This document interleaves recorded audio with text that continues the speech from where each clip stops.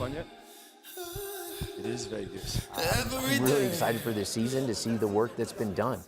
I'm really proud of how Andy has embraced and gotten back to the brotherhood and what a Bronco is.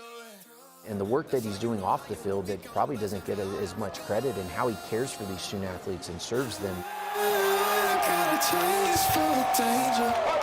I'll tell you, the only bad thing about coming out here to Las Vegas is eventually you have to leave Las Vegas. The silver lining, when we get back to Boise, football season is just around the corner, and we have learned a ton about what to expect for the Broncos this upcoming season. Now, an interesting thing about how they do things at Boise State, the two players to represent Boise State at Mountain West Media Days were voted on by their teammates.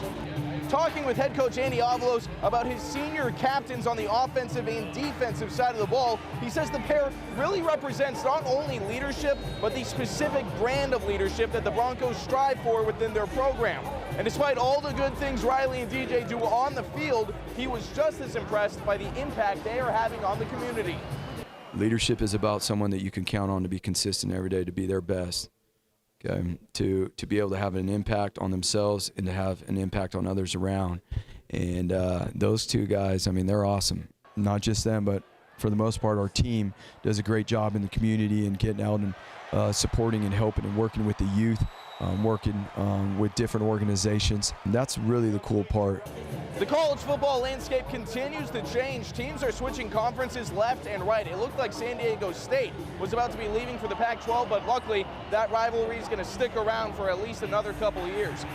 But what about inviting some new teams? Mountain West Conference Commissioner Gloria Nevarez wouldn't say much about if they're having these conversations or who they could be looking at, but she did say the conference is constantly evaluating all options to increase their national brand. If that day ever comes, she did explain what the Mountain West would value in a potential new member.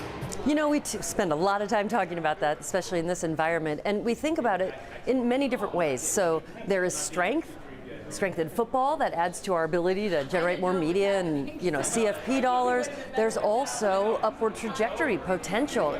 Schools that might be able to come into our league and benefit from the shot in the arm you get by being on our platforms with our resources. So it